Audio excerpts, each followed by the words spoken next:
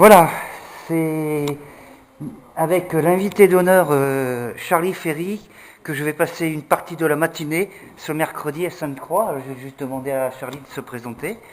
Je m'appelle Charlie, j'ai 72 ans.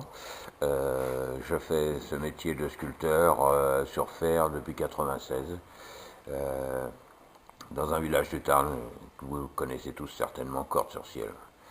Alors qu'est-ce qui vous a Voilà. donné envie, Charlie, sans se tutoyer, parce qu'on est devant la Ouais, caméra ouais, là, ouais. de faire ça, parce qu'en fait, c'est pas forcément votre premier métier, on va dire. Non, non, mon premier métier, j'étais apprenti serrurier. J'ai fait ça pendant 10 ans à peu près, 3 ans d'apprentissage, le reste en usine.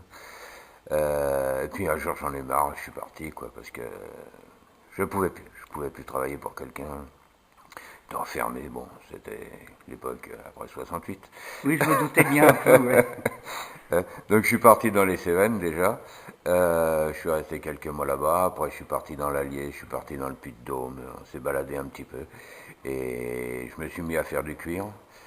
Et du fait, le cuir, quand j'ai fait le tour du travail du cuir, je faisais de l'artisanat en cuir, mais aussi de l'art. Je faisais des sculptures, des tableaux en cuir. Puis j'ai fait un petit peu le tour, j'en avais assez, et un ami peintre avait organisé une expo avec comme thème les dragons. Et je me suis dit, tiens, pourquoi pas faire un dragon en fer. Et ça m'a fait démarrer dans la sculpture sur fer. Et quand vous faisiez par exemple du cuir, c'était pour passer le temps ou on allait le Ah non, vendre non, après? C'était pour non, non, c'était pour manger. c'était Hein. pour Oui, oui, manger, oui, ouais, c'était d'accord. purement alimentaire. Hein. J'ai deux gamins, donc il fallait bien que je les nourrisse. Hein. Donc, D'accord. Et après, par rapport à la ferraille, alors ça s'est passé comment? On a expliqué que du cuir on est passé au fer, mais comment on fait pour arriver à avoir certaines idées avec beaucoup de matériaux différents, comme le béton armé qu'on a vu tout à l'heure? je sais pas comment ça vient. Moi, ça m'est venu tout seul. Les idées, elles viennent. Et puis voilà. Bon, souvent, ce qui m'inspire, bon, c'est la BD, les bandes dessinées fantastiques ou les films fantastiques, les choses comme ça. Et ouais, c'est surtout ça, quoi. Vous êtes un Surtout. précurseur ou vous aviez déjà un modèle à l'époque quand Non, vous moi, avez démarré dans la ferraille, hein? non, non, il y a des gens que j'aime, tels que Giacometti ou Calder, qui sont deux styles totalement différents, quand j'étais jeune aussi, quand j'avais une vingtaine d'années, grosso modo, j'ai fait des sculptures un peu à la Calder, mobile, stabile, choses comme ça.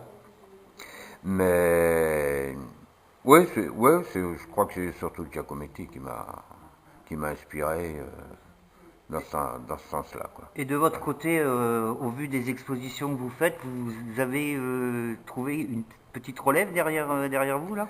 Non, dans mon style, non. Non, non, pas du tout. Je vois beaucoup de sculpteurs qui travaillent avec la récupération, moi pas du tout.